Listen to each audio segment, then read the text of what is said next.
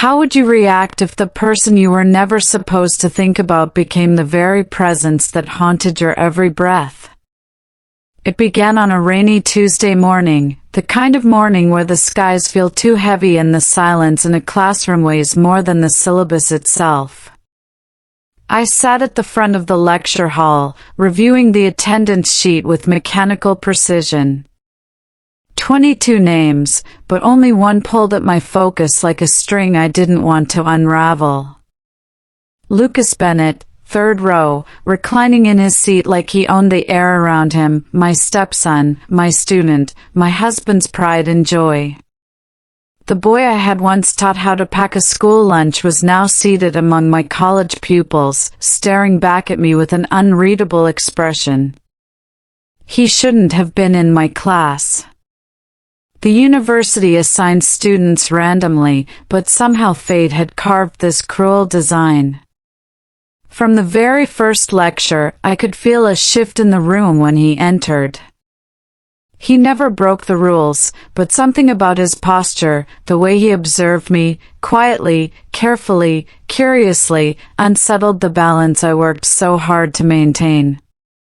My name is Claire Whitmore, professor of English literature, devoted wife, decorated educator, no scandal to my name. Until then, it hadn't always been this complicated. Years ago, I married Tom Reynolds, a financial advisor with a kind smile and a talent for optimism. He came into the marriage with a son, Daniel, the product of a short, troubled union. I met Daniel when he was 9, a quiet, observant boy with a sharp gaze and distant energy.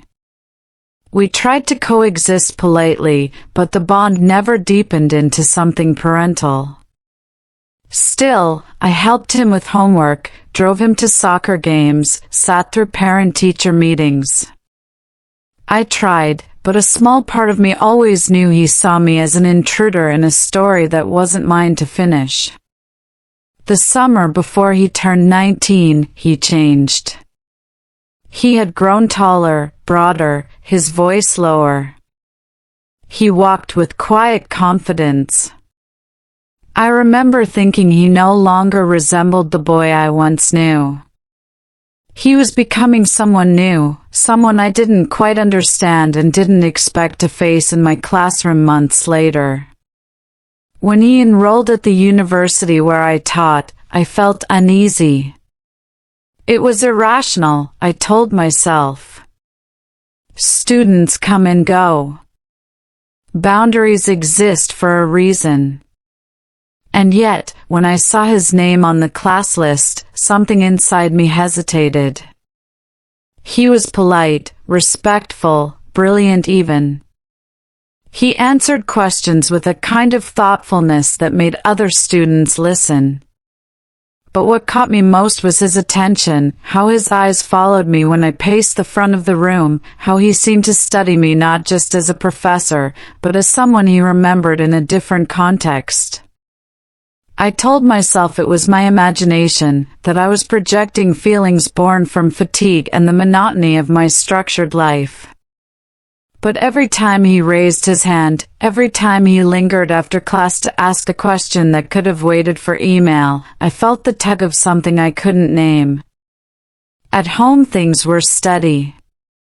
Mark, ever the optimist, was proud that Daniel had made it into the university's competitive literature program. He often praised me for being a good role model, said he was lucky to have a wife who could mentor his son. If only he knew the storm that was beginning to brew under the surface of that tidy narrative. I started noticing the smallest things, the way Daniel would wait until the last student left to approach my desk, the subtle way he asked how I was doing beyond class, his tone never inappropriate but personal. One afternoon, I caught him looking at a photograph on my desk, a picture of Mark and me from our 10th anniversary. He smiled faintly and said, "You look different in this, happier, or maybe younger." I laughed awkwardly, that was a good summer. He tilted his head, still as if you let it be. I pretended not to hear the second part. The moments weren't explosive, they were soft, stretched over weeks like a slow burn match. Glances, remarks, the faintest shifts in energy that most people would miss. But I didn't, as I was looking, even when I told myself I wasn't. I found excuses to redirect him to other professors, suggested study groups, but he always returned, persistent, polite, present. Then came the day I truly began to worry. He stayed after class longer than usual. My colleagues had already left the floor. The campus hallway outside my office was nearly silent. He stood by the window as I packed my briefcase. "You ever wonder if you're meant for something else?" he asked, his tone casual. "Like what?" I asked, keeping my tone academic. "I don't know, just something different from what people expect of you." I paused. There was a long silence between us. "Expectations are safe," I finally said. He nodded, but his gaze didn't leave mine. When I got home that evening, Mark was setting the table, the clink of silverware, the hum of the kitchen light, everything was familiar, comforting, and yet I felt a strange weight in my chest. "How was your day?" he asked, smiling. "Ordinary," I said, returning the smile, but it wasn't. That night I lay in bed, staring at the ceiling fan as it turned in rhythmic circles. My phone lit up beside me, a message from Daniel. "Good night, Professor Olivia Monroe," or should I say, Evelyn. I didn't respond, but I didn't delete the message either. That was the moment I knew something had shifted, and there was no turning back. The days that followed were colder, or perhaps it was just me. I arrived earlier than usual, left faster after class, avoided small talk, and skipped faculty lounges altogether, but nothing dulled the tension humming quietly under the surface of every lecture I gave. Daniel never addressed the message he had sent that night, nor did I, yet the silence between us wasn't ordinary.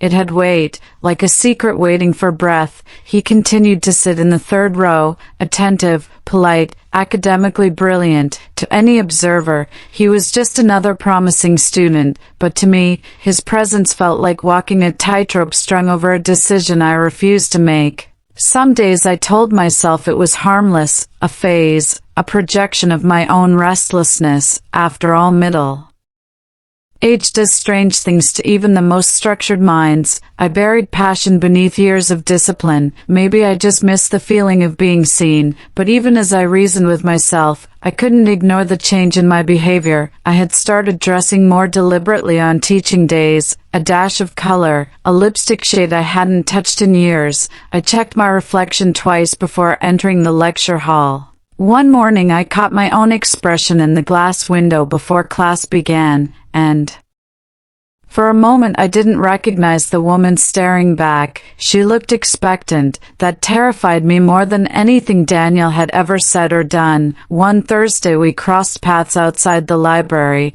I hadn't expected him.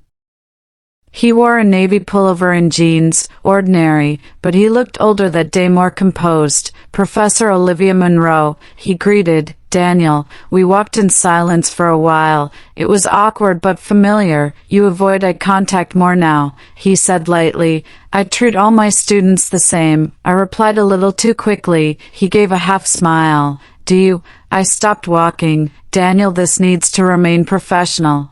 I don't want any misunderstandings." He nodded slowly. "Neither do I," but his eyes said something else entirely. I returned to my office that day and shut the blinds, not because of Daniel, because of myself. The guilt wasn't loud, it was subtle, creeping into my thoughts like a leak in the ceiling, quiet but persistent. I began dreaming about being exposed, losing my job, facing Mark's crushed expression. In each dream I tried to speak, to explain, but no words would come. During a weekend dinner, Mark reached over the table and squeezed my hand. "You've been distant lately," he said gently.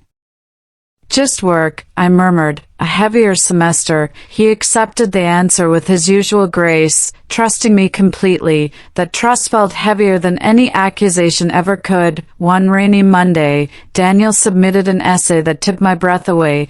It was a literary analysis, but layered beneath it was a coded message, a paragraph about characters longing for connection but trapped by duty, a line that read, "Sometimes what is forbidden only becomes visible because we pretend not to see." I gave him an A.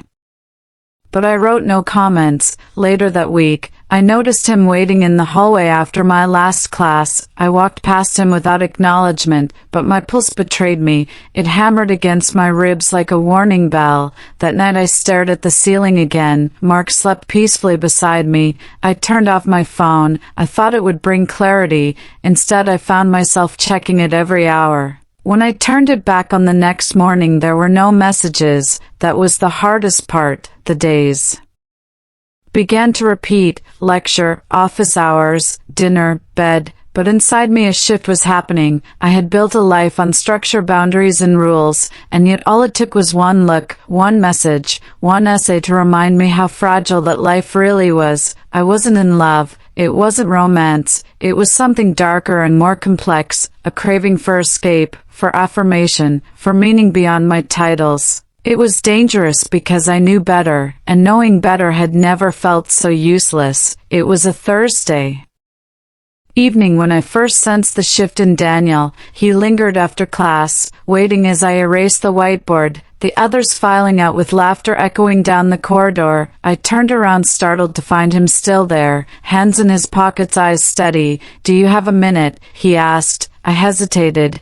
just long enough for the moment to become something else. "Of course. What's on your mind?" He stepped forward. "Not too close but not distant either. You once told me that literature reveals who we are when no one is watching." I nodded cautiously. "Then what happens when someone starts watching too closely?" he asked. I didn't have an answer, so I gathered my books instead. He didn't push. He only added, "It's not easy pretending none of this matters." That night I walked home beneath the dusky glow of campus lamplight. My thoughts pulsed with confusion. This was not a love story.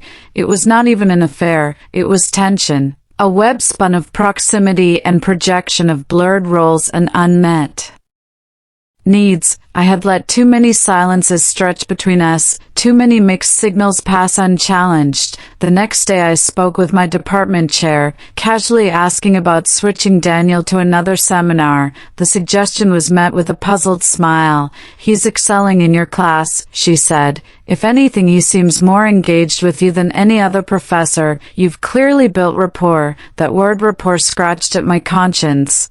I returned to the lecture hall feeling more watched than ever. When Daniel answered a question that afternoon, he looked directly at me, not just as a student, but as someone daring me to meet his gaze. I didn't. My phone buzzed later that evening, a message from him. "You asked for distance. I'm giving it. Doesn't mean I've stopped caring." I locked my phone and buried it under a stack of papers. That weekend Mark and I visited his parents. It was supposed to be a brief reprieve from work and university pressures, but all I could think about was how easily I lied with a smile. How many women had mastered the art of deception under the guise of composure? His mother complimented my teaching awards. His father teased Daniel's growing reputation on campus. Mark beamed. I nodded. I folded guilt into politeness, regret into silence. That night in the guest room, Mark kissed my shoulder and whispered, "I love this version of you." Calm, present, glowing. I turned my face to the pillow. I didn't deserve his praise. The following week brought unexpected clarity. Daniel no longer lingered. He no longer sent late-night messages, but the air in the room still changed when he walked in. Our dynamic had become a silent storm, unspoken but swirling. During a faculty mixer, one of my colleagues leaned in with a knowing smile. "That Olivia Munro boy is quite taken with your course." I forced a laugh. "He's a literature enthusiast. He's always quoting you." Even in casual conversations, some students do that with professors they admire or adore. The words were meant to tease, but they struck me like warning bells. People were noticing. I began keeping my office door ajar during meetings, redirected Daniel's questions to email, mentioned other faculty when recommending mentors. I did everything by the book, outwardly, but inwardly, I still checked my phone more often than necessary, still noticed his cologne when he passed by, still felt a strange hollowness when I didn't hear his name. One afternoon he left a book on my office chair, a worn copy of Wuthering Heights. Inside, a note scribbled in pencil: "Not all storms come to destroy you, some come to clear the path." No name, no signature, but I knew. I considered reporting it. I even drafted the email, but I never sent it. Instead, I kept the book in my desk drawer. That was the line, the one I wasn't supposed to cross, and yet I had stepped over it. Not with an act, but with a choice to say nothing, to let the silence speak for me. There's a peculiar stillness that comes before collapse, a deceptive quiet, like a house breathing before it burns. That stillness became my life. By the time midterms arrived, I had become a master of pretense. My lectures were sharp, my assignments timely. I offered measured smiles to colleagues and held Mark's hand during dinner like nothing was shifting beneath the surface. And Daniel, he played his role with equal discipline. He no longer stayed after class. Our exchanges were formal, brisk, unremarkable to anyone watching, but beneath the rhythm of student-teacher routine, there lived a tension neither of us addressed, a current we both felt and never named. It all changed on a Tuesday. A cold wind battered the windows of my office as I graded midterm essays, the building nearly empty for fall break. I should have gone home earlier, but I found excuses to stay. The silence helped me think, or so I told myself. A knock broke that silence. I looked up. It was him. Daniel stood in the doorway, eyes shadowed, expression unreadable. For a moment we both said nothing. "I need to talk," he said. I hesitated. Every voice inside me screamed to send him away, but I didn't. I nodded, and he stepped inside. He closed the door. The click was soft, but to me it echoed. "This isn't working," he said. "You're right. It's not. I've been trying to keep my distance, but it doesn't help. Not when I see you every day and pretend I don't feel it." I stood, putting space between us. "Daniel, this needs to stop. Whatever confusion exists, it's not confusion." His voice was quiet, steady. "Maybe not for you," I replied, "but for me it's dangerous." He looked at me then, really looked, not as a student, not even as a son, but as a man wounded by restraint. "Tell me it meant nothing. Say it and I'll leave." I opened my mouth, but nothing came. He stepped forward. "I don't want to ruin your life," he said, "but I can't pretend anymore. I think about you more than I should, and I know it's wrong, but it doesn't make it any less real." My breath caught in my throat. I turned to the window, needing distance, clarity. "We made a mistake," I whispered, "one we cannot repeat." He nodded slowly, but the silence stretched too long. He left without another word. I stayed frozen for several minutes. The room felt smaller. My hands trembled. My reflection in the dark window looked like someone else. When I finally arrived home, Mark was in the kitchen, humming as he chopped vegetables. "You're home late," he said without looking up. "Got caught up in grading," I replied. The lie slid easily from my lips. That night, I deleted Daniel's messages, erased the essay he had written from my drive, hid the book he had given me under a pile of outdated files. But the next morning he wasn't in class, nor the day after. When a week passed and he remained absent, I asked the registrar's office if he had dropped out. They confirmed he was still enrolled. Worry mingled with relief. Then on the 10th day he returned. He didn't look at me. He didn't speak. He sat in the back row, head down, scribbling notes like a model student. My heart sank with a strange heaviness, not guilt, not desire, something harder to name, loss. We didn't speak again until finals approached. He requested an appointment to discuss his final project. I scheduled it in an open space, the library conference room, neutral ground. He arrived early. I arrived cautious. "Thank you for agreeing to this," he said, eyes avoiding mine. "Of course," I replied. We discussed his paper, kept it academic, detached, but as the conversation ended and I reached for my notes, he said quietly, "Do you regret all of it?" I froze. Regret is a complicated word, I said carefully. "So is honesty," he replied. There was a pause, heavy and loud. "I wish we had met differently," he added. "So do I whispered. He stood, offered a polite thank you and left. That night I sat with Mark by the fire, listening to the crackle of burning logs, feeling the widening gap between truth and peace. He spoke about a weekend getaway. I nodded. I smiled, but inside a reckoning brewed, because secrets may live in silence, but they never stay quiet for long. Rumors don't begin with facts, they begin with feelings. The final week of the semester arrived cloaked in gray skies and a persistent drizzle. Students hurried between buildings with their heads down, unaware of how much weight a whisper could carry, but I felt it, in the way colleagues paused when I entered a room.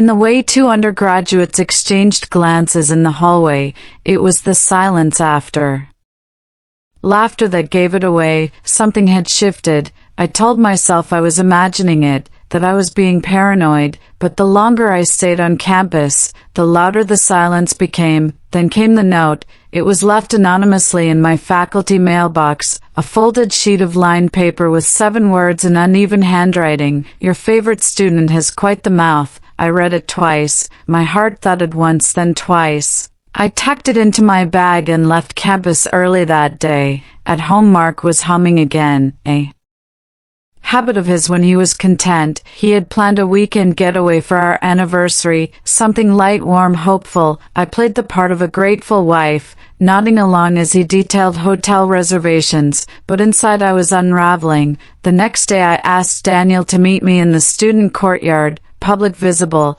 impossible to misconstrue. He arrived 5 minutes late, hands in the pockets of his coat, rain misting his dark hair. "Someone knows," I said, skipping pleasantries. He didn't flinch. I figured, people talk. "What did you tell them?" He looked at me. "Nothing, not directly, but maybe I shouldn't have spoken so freely. I didn't think. That's the problem," I snapped. "None of us did." A pause, then softer. "I never meant to hurt you.